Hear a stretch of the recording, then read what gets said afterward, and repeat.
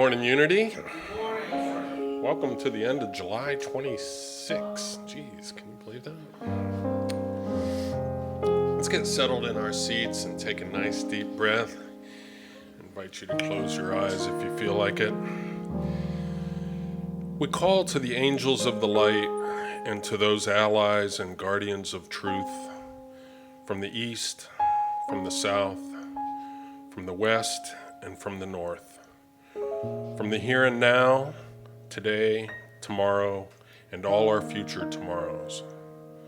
We call on you and also the great loving Creator within us and ask that together you bring divine light, divine knowledge, divine love, and divine peace to us, our friends and family, our neighbors, the politicians who represent us in our governments, every single person on our planet. May your collective presence be felt within all of our hearts and theirs. Guide us all to choose love instead of fear, inner peace instead of anxiety, abundance instead of lack. As we grow collectively, we grow consciously, and we learn to live as one in harmony. We are the ones we have been waiting for. The great awakening has begun, and so it is.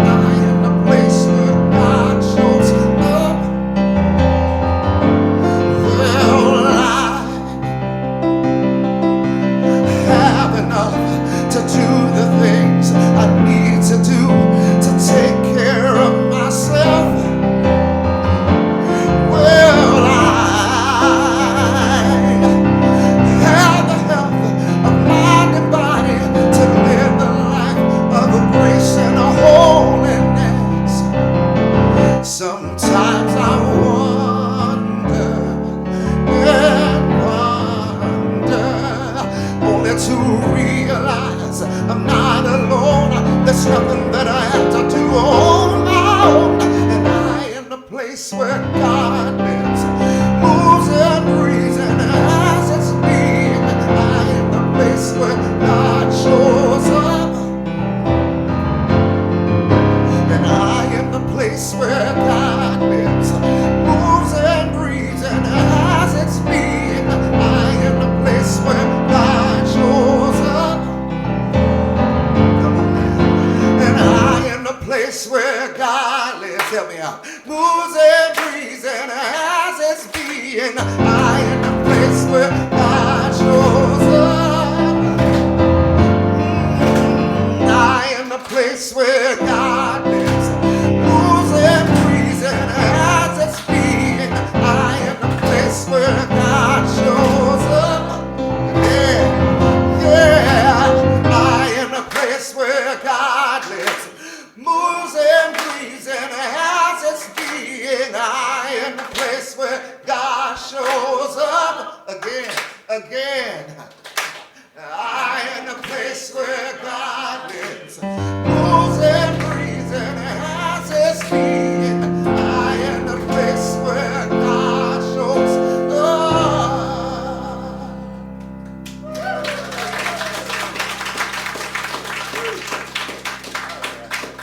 You guys be wonderful. Have a great day. Good to see you all. Yeah. See you later. Good to see him. All right, y'all take care. Good morning. And welcome to Unity of Chattanooga. My name's Gloria Hastings. Or if you press 2, Buenos dias. Bienvenidos a todos, Unity of Chattanooga. Me llamo es Gloria Hastings. Woo! Okay. I'm having fun, but I'm also looking forward to our expansion when we actually have Spanish-speaking services. It can happen. I believe it. So, let me welcome you again to our Sunday celebration service. And I'm happy to see all these beautiful smiling faces here. Thank you so much for coming today. You won't regret it. We've already had some beautiful music from Landis and a beautiful prayer from Eric as well. So thank you so much. Okay, I would like to extend a special welcome to our folks on Facebook. We have some regulars. We appreciate you. Thank you. And welcome to anyone who might be tuning in for the first time. We appreciate it if you'd share your comments and likes and say something nice about me, too. Just kidding. Thank you. Thank you. Also, for you YouTube viewers, if you're watching an hour from now or a year from now, we appreciate you, and please share this page with 100 of your closest friends. Okay. Now, do we have anyone who's visiting in person for the first time? I see lots of familiar faces. Okay, but you still want to do the blessing, right? Okay, I think we're going to send the blessing to this neighborhood. I grew up not far from here. It's a good neighborhood. I turned out okay. I heard some crickets there. Okay. All right, together. We love you. We bless you. We appreciate you. And we behold the Christ in you. Yes, the Christ in you is that spark of divinity, something we all possess, the very same quality of being that Jesus had and demonstrated in his ministry. Let's talk unity. I should have our speaker up here, but I'll just give it a quick run through. Unity is a movement that emphasizes affirmative prayer.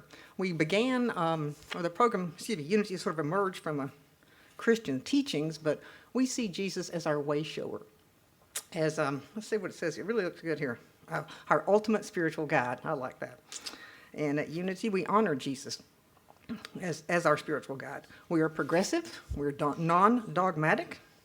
And we welcome people from everywhere, all places. We are diverse. And we combine the teachings of Jesus, other ancient wisdoms, and modern contemporary wisdom as well. In Unity, we learn how to apply spiritual principles to our day-to-day lives. Checks notes. It is here that you can find inspiration, guidance, and a path for personal growth. We are here to experience God's goodness and abundance in our lives. Yes. Okay. This July is Disability Pride Month. Okay. If you can see that, it's a person on the beach holding a little rock. But anyway, Disability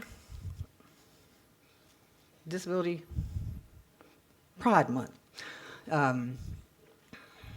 This is to mark the passage of the 1990 American Disabilities Act, passed on this day, actually. And it's a big deal because without it, we wouldn't have ramps and designated parking and all types of accommodations that people require. And another purpose for celebrating Disability Pride Month is to shift the view on disability. We want to get away from seeing disability as something tragic or something to be pitied into seeing disability for what it truly is, a very normal and natural part of human diversity. And I'll second that emotion. Okay, July 26th is special for another reason. It's my mother's birthday. I brought a picture of her. That's Mom in 1950, just as a teenager, probably on her way to a sock hop. That's Mom later on in life. I talked about my dad, who had a poverty mentality. His motto was, "No, we can't afford that." Mom, on the other hand, was just the opposite. Her motto was, "The sky's the limit."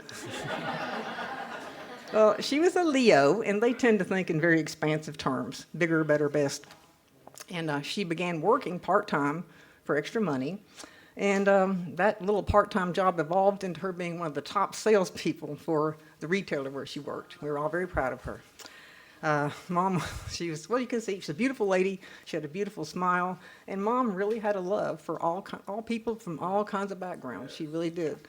And she was very warm, very inviting, made people feel special, and she could sell ice to Eskimos. It was very, very good. Very, very good. And she had a very wide social circle. A lot of people cared about her, admired her, loved her. Yeah, including me. But there was one thing about my mom. She did not like going to the doctor. Couldn't drag her there if you had to. Couldn't make it. And so not long after this picture was taken, maybe a year, Mom fell at home and went to the emergency room. And we got some pretty bad news. The doctor told us that Mom had stage 4 cancer, and it was inoperable. Whoa, and I can't sugarcoat that one. That was a real gut punch. I'm sure many of you have experienced something very similar. But I had to process those very profound feelings of loss and sadness as the real thing. But I was surprised during that process. I felt another emotion. I felt an overwhelming sense of gratitude. Not because Mom was leaving. No, not at all. But because they told us Mom, there's really no treatment available for her, and they said she had about 3 months. And on the one hand, 3 months is not a very long time. It's like a trial period. But on the other hand, to me, it was like an eternity, because a few years earlier, my brother Alan had passed away, and I got a phone call in the middle of the night, and he was gone. No chance to go to the hospital to visit, no chance to whip up his favorite snack or share old memories. It was just over, and there was no time to say goodbye. But with Mom, I had 90 days to do that, and I was at her bedside every day. And I don't regret 1 minute of it, because the 3 months turned out to be 3 weeks. But it was enough time. It was enough time for me to see her, to talk to her, to say all the things that I needed to say, and to hear what I needed to hear. And we had a chance to say goodbye. And so I'll always, always be grateful for that. And Mom, one of the last things we talked about, she goes, "Well, what is your favorite memory of me? What are you going to share with people about me?" And there are a lot of things I could share, how the late Harry Reasoner tried to pick her up at a bar in New York City. A lot of things. She said no. But actually, my favorite memory of Mom is something she used to make for us when we were sick or sad. Happy face cheese toast. It was a pretty simple thing. White bread, the cheese that comes individually wrapped. It's not really cheese. It's kind of cheese-ish. No one knows what it is. But she cut 2 eyes in it and a little smile and made the toast, and it made me smile then, and it makes me smile right now. So thank you, Mom.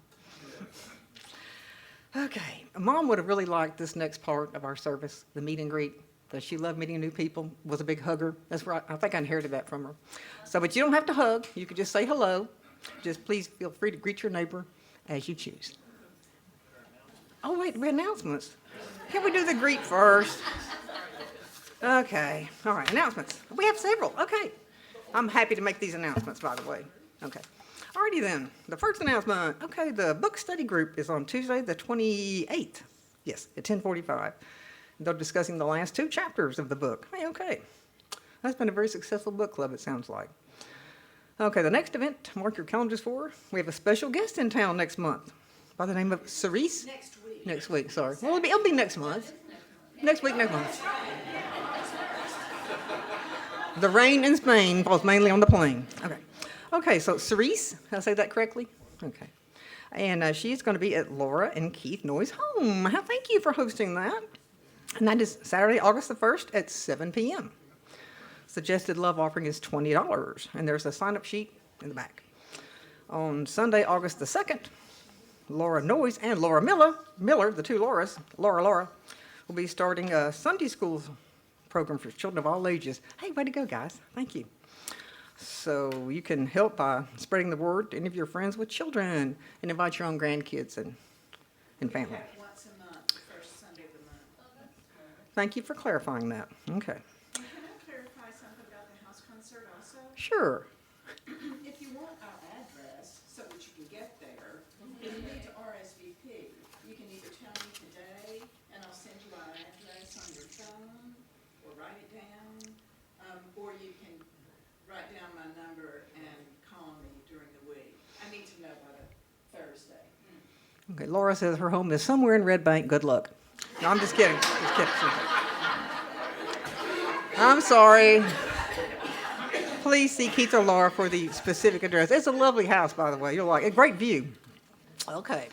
Next, we need to mark our calendars for, Laura Miller again, and Eric Miller will be starting a spiritual connection group at their home, starting the 3rd week in August. Okay, and this will be interesting. Hi. They'll be exploring the teachings of Reverend Justin Epstein, who currently serves at the Unity Center in New York City. He worked under Eric Butterworth. That's a familiar name. And he took over pretty much for Eric Butterworth. This is a 6-week class. Will run from 5:30 to 7 p.m. And if you're interested, there's a sign-up sheet. And right now, Eric and Laura are considerate enough to find out what days are best for all of you. So pick a day, pick 2 days, pick 3 days. Just pick a day. And that sign-up sheet is in the back. Did I leave anything out? Could you just read what since people can't see what Laura did a wonderful job on the J. Oh, she sure did. Like, keeping meditation, habits, and do you not have all that? Sorry. No. No. It's the See- square, it's the rectangles at the Yeah. bottom. So Oh, the wow. classes are making meditation a habit. Seek first to understand. God can't steer a parked car, which all of you have heard me say many times. Why must people quit too early? Why most people quit too early? The courage, love, and then the last will be a live Q&A with Reverend Justin. He volunteered to do a Zoom with us on the last week, and we can do a stump the Rev kind of thing. I like that. That sounds great. All right then, let's see Eric and Laura for any additional details. Okay. Also, registrations are being taken for Unity's annual fall retreat in beautiful Lake, Junaluska, in North Carolina. Beautiful place, very informative presentations, keynote speakers, workshops for the soul, and delicious food apparently, and lots of R&R. Please see Penny if you'd like more information. Okay, following the service next week, we'll have a Power of 8. You're going to be here, right? It'll be Eric. Okay, you'll be here, right? Okay. Okay, and next week, since Cerise is already in town, thanks to Laura and Keith, she'll be our guest musician and inspirational speaker next week, so we'll be glad to welcome her. Now's my mom's time to stamp and greet each other. Woo! Wait for the gong. Wait, listen for the gong.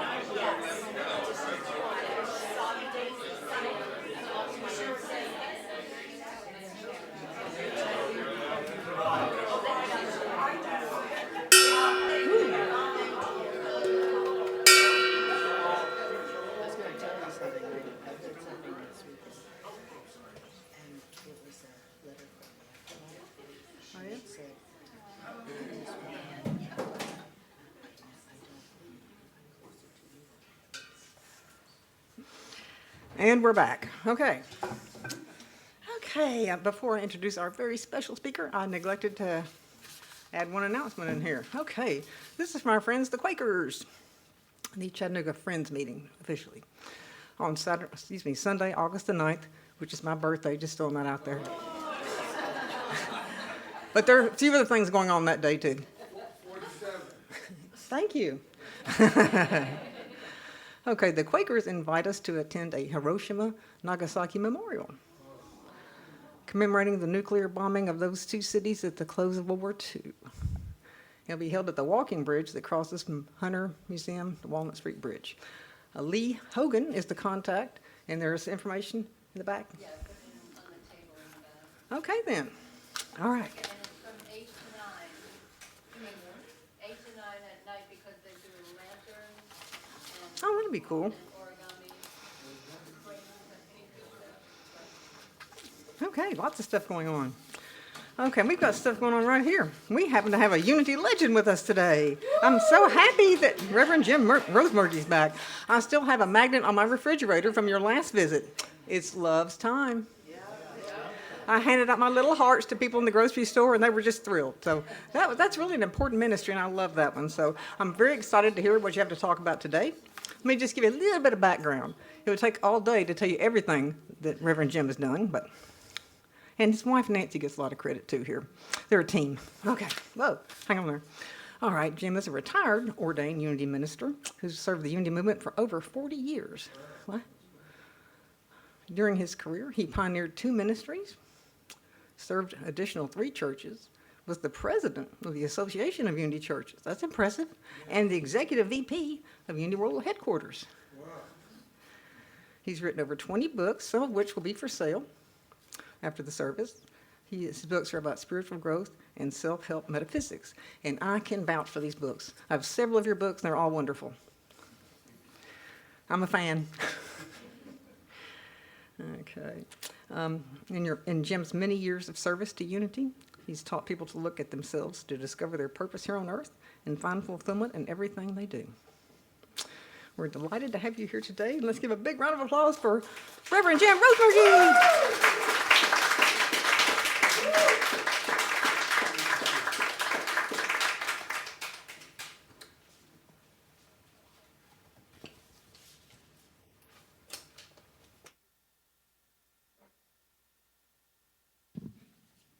Ready? Good. Oh, there it is. There it is. Good morning. Good morning. Good to see you all. Good to be back with you.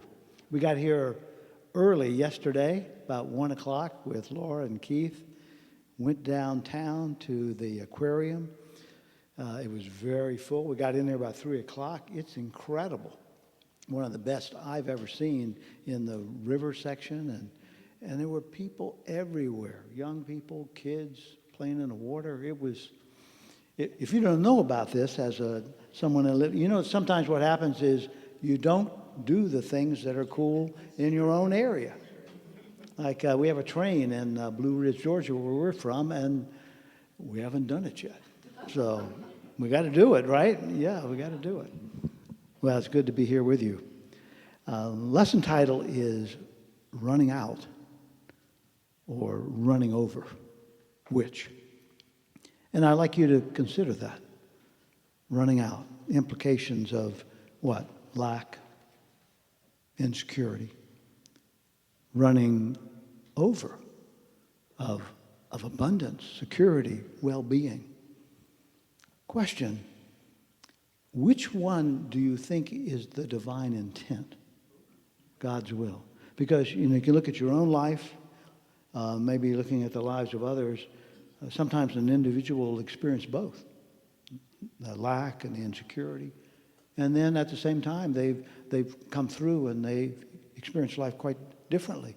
So both are a possibility. True? But what's the divine intent?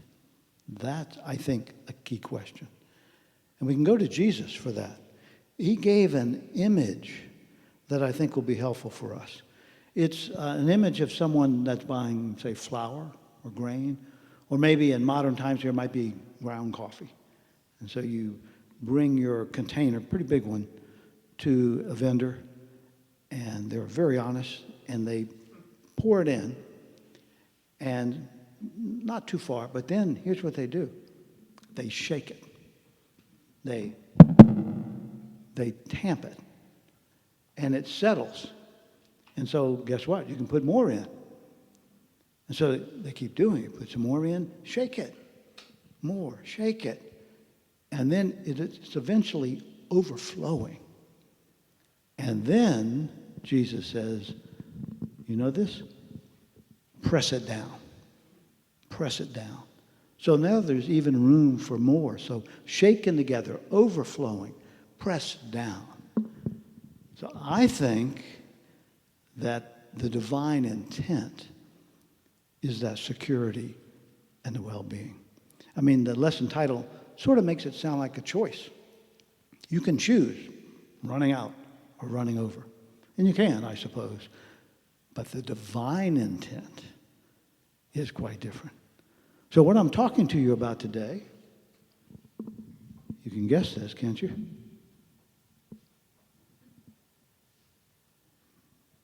What is it? Making ends meet. Yeah? So, what are the ends that have to meet? So this one could be our needs. And maybe this one is supply. We want them to meet. I mean, we use that phrase all the time, do we not? But here's the problem. Sometimes we don't understand the way the universe works. We don't understand about needs. And we don't understand what supply is. And so I want us to do a little exploring. Your sign out there is this is a discovery center. So let's do some discovering about needs. We have 2 sons. They're both middle-aged men now. I guess that makes me not middle-aged. And when Ben, our youngest, was a little guy, he was, 7, 8, or 9, he had an allowance. So we're trying to teach him about money, and he, as a young child, put it in his hand, it's gone. And it's gone at the same time that he finds a video game he just has to have. So he appeals to Nancy and me to buy it for him. And we declined his kind offer. But then, and it was cute and it was heart-wrenching, what he said was, had his hands out to the side, he says, "But I have needs, I have needs."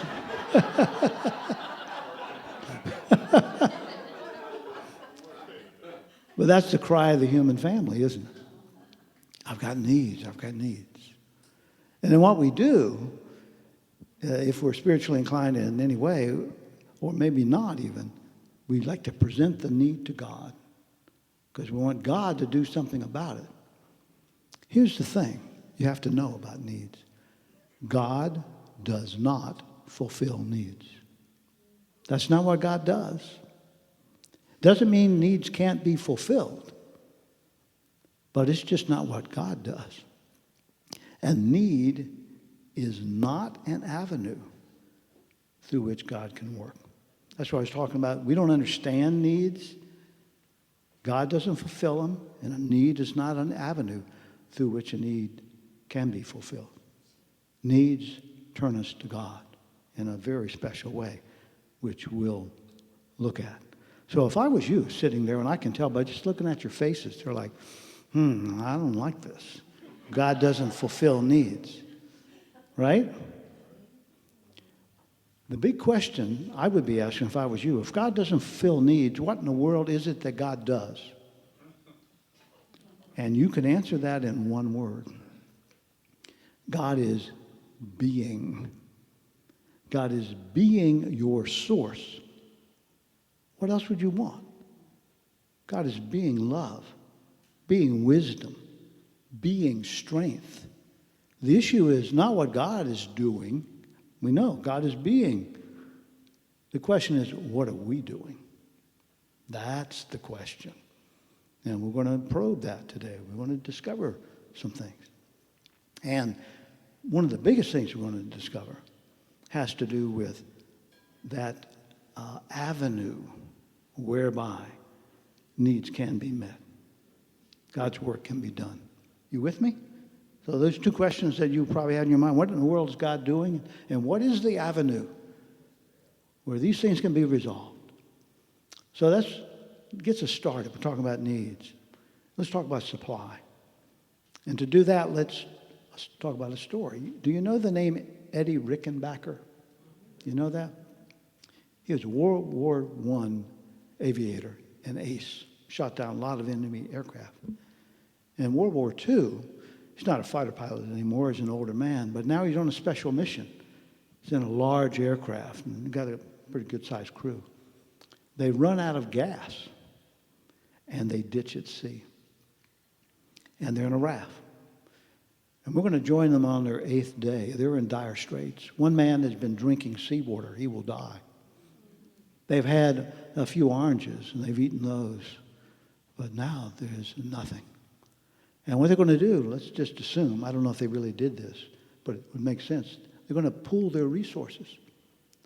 So they're in the raft, and they take their money. They put it all in the bottom of the raft. Quite a bit of money, maybe. Is it any good to them? This is earthly supply. This is the stuff that we think has great value and is the source. It is the supply for us, we think. But here's a situation where it has no value whatsoever. So someone takes some diamonds. They drop it there. What value are they? Ballast, maybe? No, not at all. Gold coins. Do they have value? No. Doubloons? No. Stock certificates. Little company emerging, General Electric. There they are, stock certificates. Is that of any value? It is not. Deed to real estate and land. See, what am I naming? All the things that we think are supply. And they're in a situation where they have no value whatsoever. Now, land would be of value, but a deed to land, no. It wouldn't be. This is the thing about what we consider to be supply. It could run out. It cannot be available to everyone all the time. It can be completely worthless in certain situations. Sometimes it's conditional in the sense you've got to have an education or a measure of who you know. So I'm tearing into earthly supply that we think is of tremendous value. And we want to turn our attention now to divine supply that is available all the time to everyone. And it's not influenced by inflation, price of oil, wars, none of it.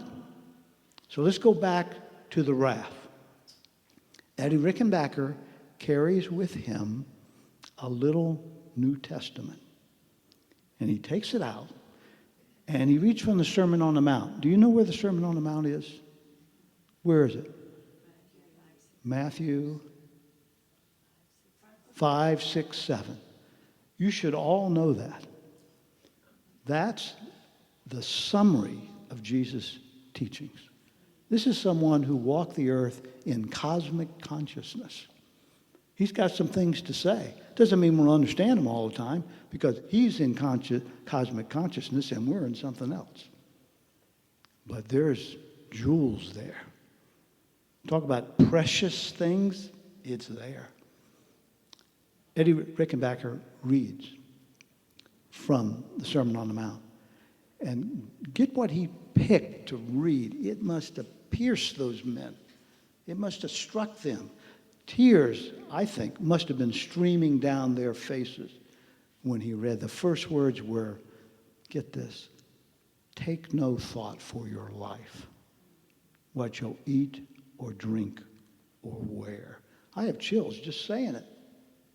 Take no thought for your life. And look at the situation they're in. And that's what he chooses. Take no thought for your life, what you'll eat, drink, or wear. But seek first the kingdom and its righteousness. Now, don't think of righteousness as piety. Think of it as a way of life associated with seeking the kingdom. And then here's the promise. Everything else will be added unto you. You get the promise there? And here's these men are in this situation. One of them is dying. Seek first the kingdom, its righteousness. Everything else will be added. Here's what happened. They touched the divine supply, the source. And a bird came overhead and landed on Eddie Rickenbacker's head. He wore some kind of a funny hat, and the bird landed on his head. He grabbed the bird, and they had food to eat. That bird sacrificed itself for the men.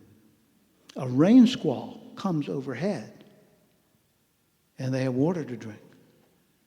Now, in the situation they were in, that was of value. And that kingdom, whatever in the world it is, we need to get to that today, true? Whatever it is, it showed up in about the only way, other than maybe ship or rescue, it showed up in a way that sustained those men. Everything else we think is of value was not. the rain. That was the manifestation of the kingdom. And it showed up as that bird as well. That's amazing, isn't it? And so what we're going to find is that there is an avenue for that source to express itself in our lives, for needs to be fulfilled. But we need to be in contact with the true supply, which we'll get around to. We don't even know what that is yet, do we? No, we'll find out pretty soon. So there's a few things we need to know. If you go to the first chapter of Genesis, there's a law that's expressed there. And it's expressed this way: like begets like. You're a gardener, farmer, you know that. Seeds, little things with the husk. You plant them. Plant a tomato seed, you get tomatoes. Plant a bean, you get some bean stalks, and away you go. So there's that aspect of like begets like. But there's more. There's thoughts. Thoughts are seeds.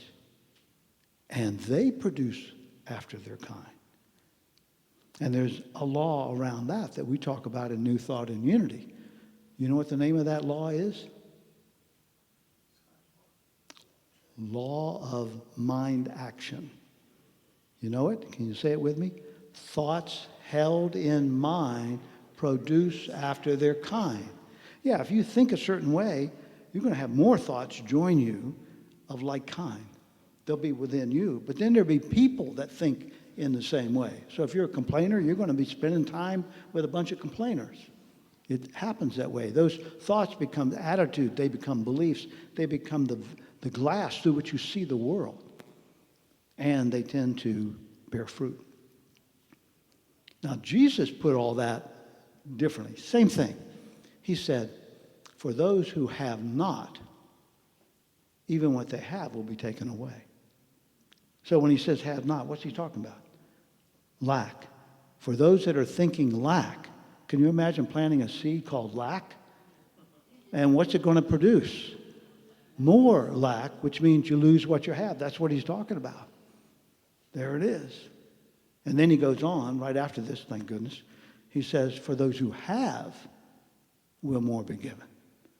So if you're one that thinks gratitude, let's just thinks abundance, gratitude, thanksgiving, then the tendency is for more. And it may be out in the world, added things as Jesus called it, or it might be something overwhelming on the inside. Do you understand? So, it's time for a little test. Are you ready? Let's see if you're with me. You're going to be granted a choice. You can receive the harvest of an orchard for 1 year. Let's say it's apples. A whole orchard. It's got to be very valuable. So you can have that. Or you can be patient for a year, and then you can have the whole orchard for the rest of your life. Which you going to pick? Number two. Yeah, number two. That's when we're talking about the divine supply. We're talking about something that's infinite in its way to prosper and to bring security and to bring well-being.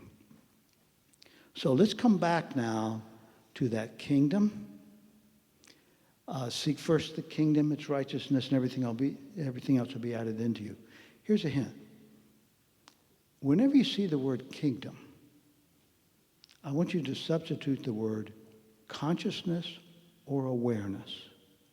So kingdom of God becomes a consciousness or an awareness of God. God is the source, but there's got to be a supply. The awareness alive in you is the supply. And it can manifest itself as a rain squall or a bird landing on your head. Or it can manifest itself as an idea, a gift of money, a job that's presented to you, idea for the beginning of a business, all kinds of ways, infinite ways that an awareness of God can then begin to show up in your life. So like kingdom of heaven would be an awareness of heaven. This one gets a little more subtle. The Greek word for heaven, which is where it's translated for our Bible, is Uranus. It's where we get the word for the planet, Uranus. Got a little thing on it, makes it sound like an H. Uranus. You know what that word means? It means expanding. So now we're talking about an awareness or a consciousness of God that's ever expanding. Oh yes, it has to be that way. That's incredible. It is. And so we can experience that. And it will show up however it needs to show up in our lives. But you have to give attention to that. That's the great promise. That's the movement from an unseen realm, spiritual realm, into this world where we are living. Added things. The tragedy in Christianity is that we have thought of heaven, kingdom of God, kingdom of heaven, as a place you go after you die if you're good.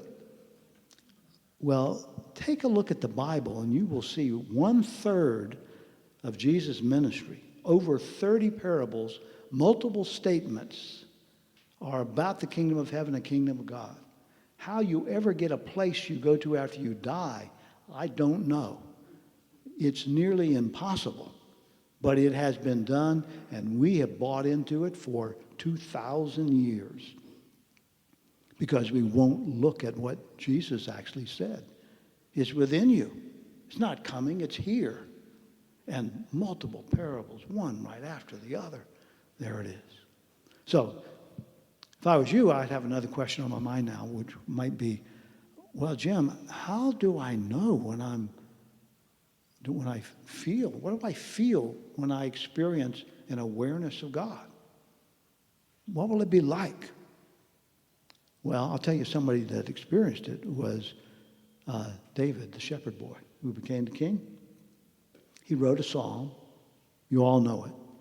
And it begins, "The Lord is my shepherd. I shall not want."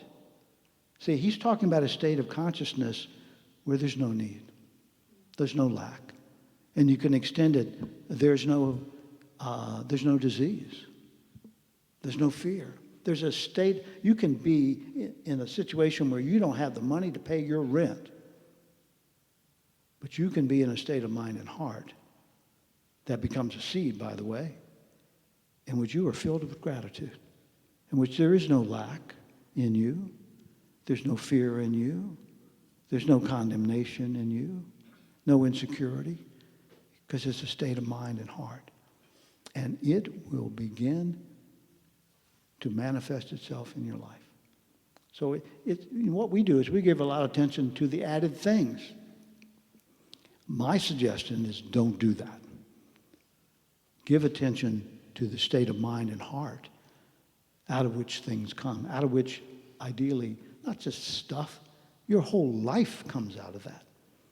Let me give you an example. When I was a minister in Fort Myers, when we first got there, people were talking about wanting to build a sanctuary, and that we were meeting in a very small space at the time.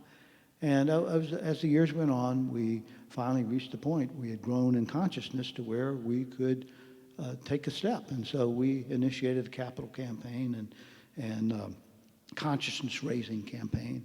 And we had a center. It was a statement. We gave everybody a refrigerator magnet. Remember last time I was here, some of you remember, I gave you a refrigerator magnet. I don't have one for you today, so. But we gave everybody in the church a refrigerator magnet, and I'll speak the words for you in just a moment. But I want you to take note of what's not there that typically might be there. This was the center of the consciousness for the building of a sanctuary that cost $2.1 million. All I need, I have. God is here, I lack nothing. Divine order and wisdom are expressing, and I am one with the onward stride of God. It is done, and so it is. you get that? Want me to say that one more time? Nancy and I say that every morning. That's our blessing for our breakfast food. But it's more, much more. All I need, I have. God is here. I lack nothing. Divine order and wisdom are expressing, and I am one with the onward stride of God. It is done. And so it is. What's missing? Remember, this is the center of a capital campaign for the building of a building. What's that? Asking God to give you. Yeah, there's nothing about a building.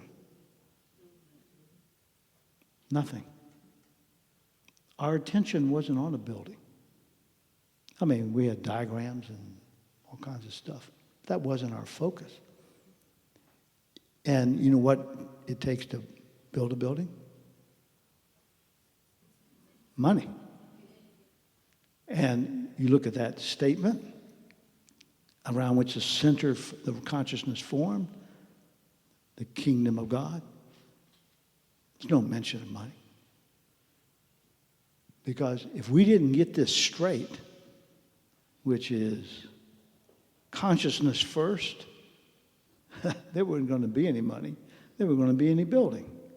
So what had to get straightened out first was the minister, for one thing. That was me and the congregation. You understand what I'm saying? So I have one more thing to say to you. You got a little bit, just a little bit more time? You got it? So who deserves a $50 bill? Who does? Yep. Come up here. What's your name? Gordon? Gordon? Yeah. Is that real money? Looks like it. Doesn't have my picture on it, does it? No, it doesn't. No, it doesn't. It's yours. You can have it. Thank you. You're welcome. You're welcome. Lunch on the floor? I'm worthy too. Yeah. Yes, you are. But your hand wasn't up. Which brings me to this. This is a unity church, right?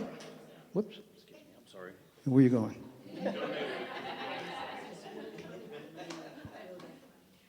Say again? Oh, we put the money in the building fund. There you go. Thank you, sir. But this is a unity church, and I said, who deserves a $50 bill? And one hand went up. Do you consider that to be a problem? I do.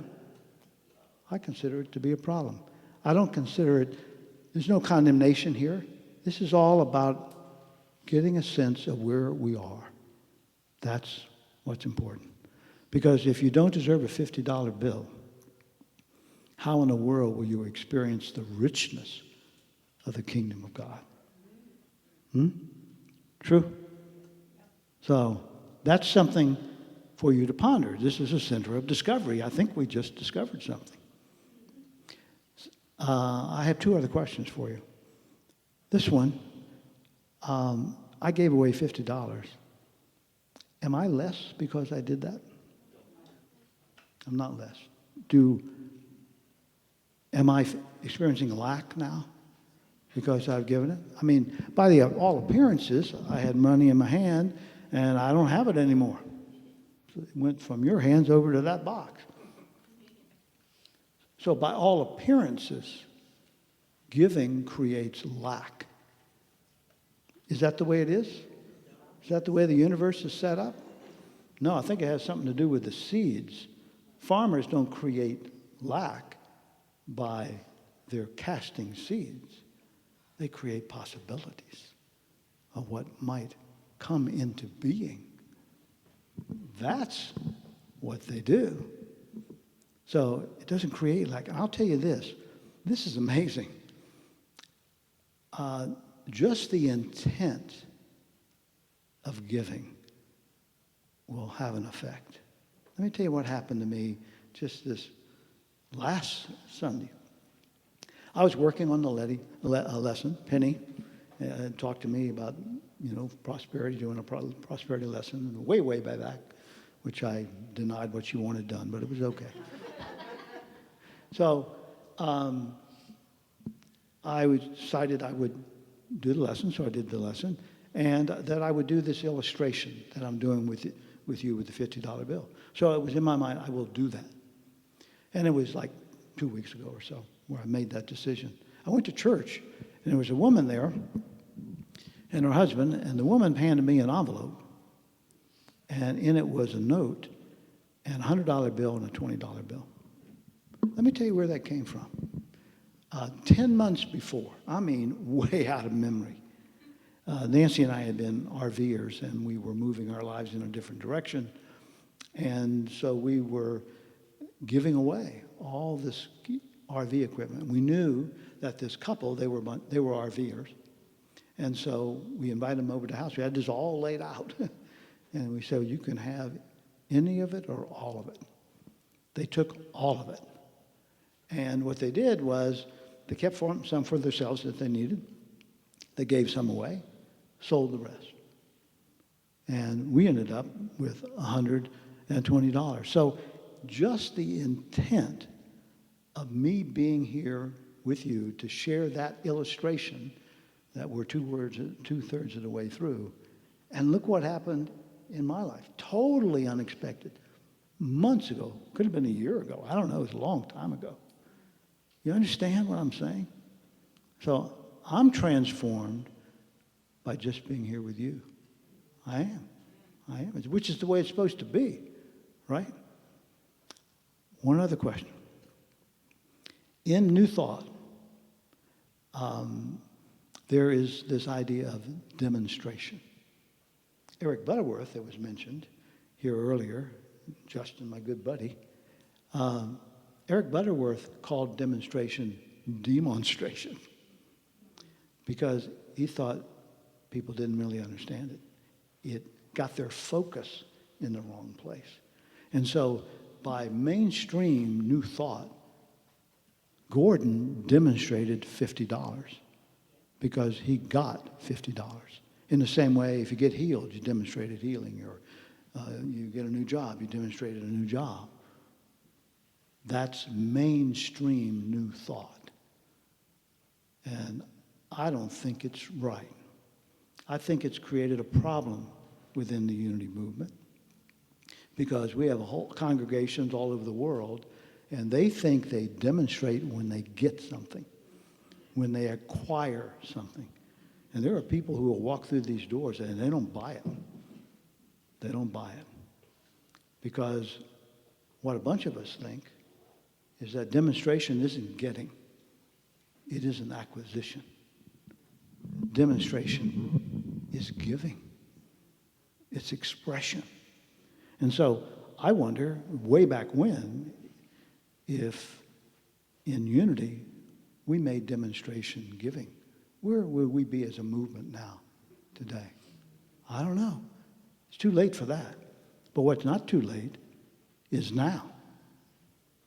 What if we made a decision, one church at a time, one person at a time, to hold to the idea that demonstration is not acquisition. The demonstration is giving. What would that do to Unity of Chattanooga? What would it do to the church where we're a part of, Unity of the Mountains, all across the movement, all across the world? What would happen? So I only have one more question for you. Who deserves a $50 bill? And you had your chance. But you'll have more chances. I have no doubt. Okay. Well, I've been yakking. But, you know, what's most important is, quite frankly, never what the minister says. What's most important is what you hear, perhaps while the minister is speaking, or perhaps, more importantly, what you hear, feel, sense in the silence. So from my standpoint, the way I approach ministry was just the way you all do, which I love to have a time of prayer meditation after the lesson. Because then we have some ideas to chew on, and then maybe not someone who looks like me will expand on them. That cosmic consciousness, that Christ mind that lives in you will expand. So What do you think? You want to give it a try? Okay, so why don't you take everything off your lap and put your feet flat on the floor. Take a deep breath with me.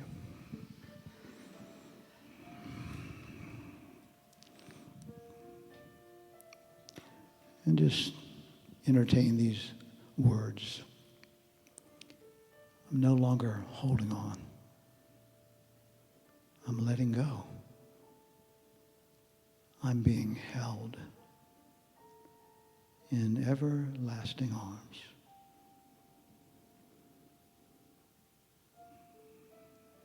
And so I breathe in, I breathe out. The rhythm of life, to and fro, the movement of the tides, the movement of the earth around the sun.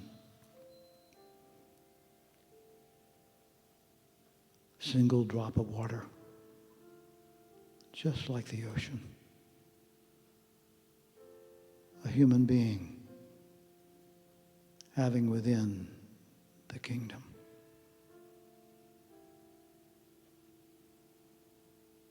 The farmer standing in his field, looking across the barren land, beginning to cast the seeds.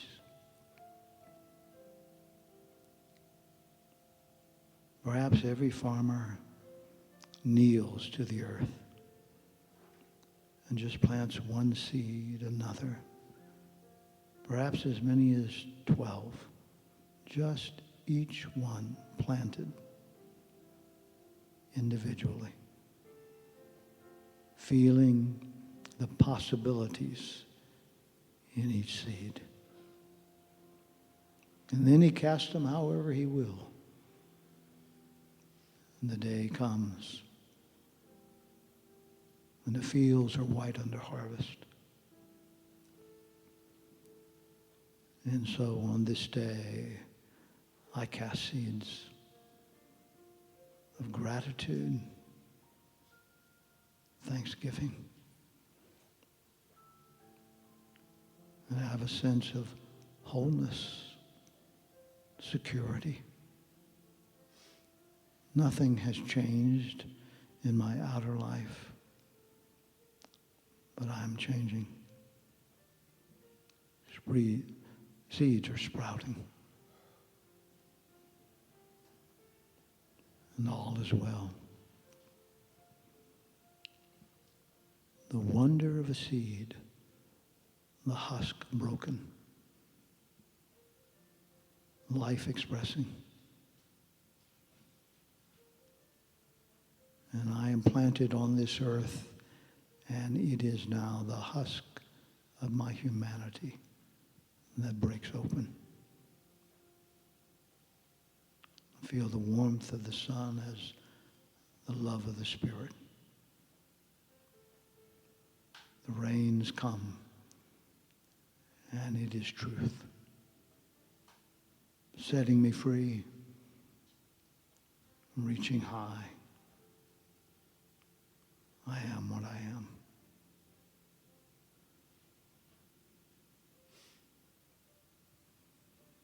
And so let's just pause for a few moments, friends, in the silence. Let that husk break open. Let God be God.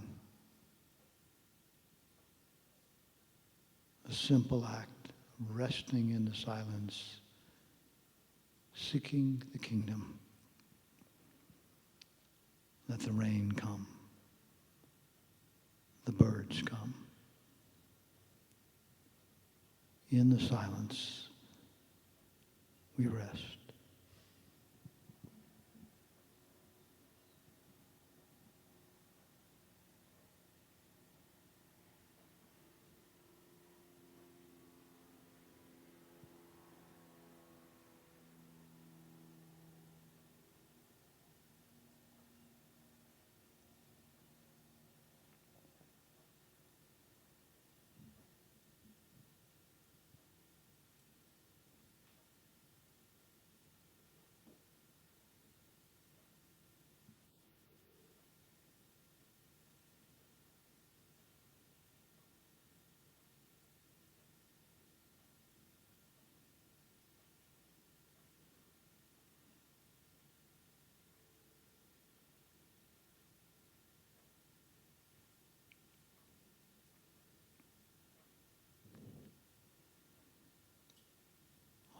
need I have. God is here. I lack nothing.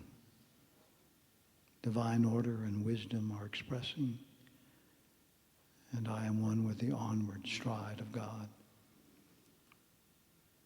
Truly, all is well. It is so, and I am grateful.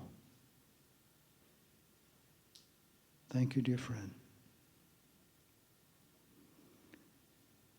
One more deep breath.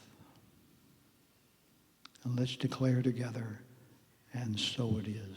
Together, and so it is. Once more, and so it is. Amen. Amen. Well, it's my pleasure to bless the offering with you all. I don't know exactly what you do, but we'll do something together. And maybe I'd like to just plant an idea that relates to offering. And it was something that Jesus said. And I don't know exactly what time of the year it was when he said it, but I have a feeling. So I may be very wrong. But he made this statement to his disciples. He said, "Behold, the fields are white unto harvest." And he could have said that at a time of harvest. But you know what I think? I think he said it in the winter. I think he said it when the fields were barren, because he was trying to point out to them that a different vision, that where you see something barren, I see possibilities. Behold, the fields are white unto harvest. So anyway, think about that. It makes me cry. Well, let's see. Here's your blessing, correct? So you want to hold your gift, and do you all? Yeah, you're going to start from the back, right? I should have been briefed on this, but we'd like to. It's wild and woolly here at Unity of Chattanooga, and that's the way we like it. So we declare together, divine love through me blesses and multiplies all that I am, all that I have, all that I give, and all that I receive. I give in love, I receive in abundance. And so it is. Amen.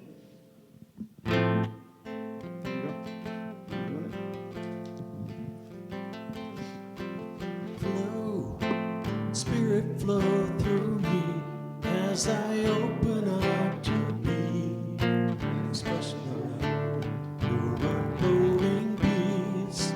Show, Spirit show through me as I open up to be expression of Okay.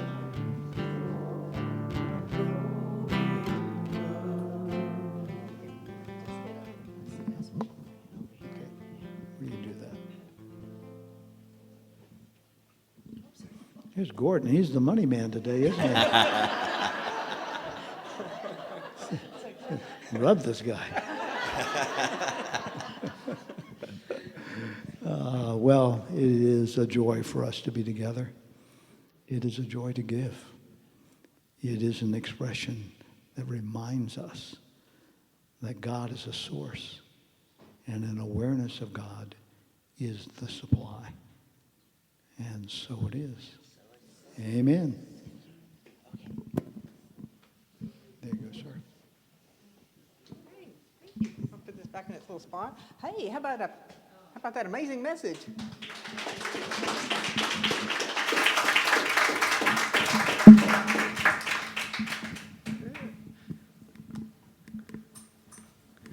Okay, now we're good. I am stunned into silence, which is very rare. You just covered so much, so many things, unity principles that we all need reminders of. I really appreciate you clarifying about how giving, demonstration is giving. So many things I needed to hear. This is one I'm going to go home and watch again, for sure, for sure. So thank you so much for sharing your gifts with us and yours as well. We appreciate you so much. And next time, bring some more refrigerator magnets. Just kidding, just kidding. You're all the blessing that we need here today. Okay, it's been a great, great day. Thank you all so much for coming. It's so great to share together. And we're going to have the peace song now. Okay. Let there be peace on earth, and let it begin with me. Let there be peace on earth, the peace that was meant to be, with God our Creator, in oneness all are we. Let us walk with each other in perfect harmony. Let peace begin with me. Let this be the moment now. With every step I take, let this be my joyous vow. To take each moment and live each moment in peace eternally. Let there be peace on earth, and let it begin with me. Prayer for protection. The light of God surrounds us. The love of God enfolds us. The power of God protects us. The presence of God watches over us. Wherever we are, God is, and all is well. Woo-hoo. Thank you guys so much. We're going to move the chairs out of the way, put some tables up, and break some bread. You guys have a great week.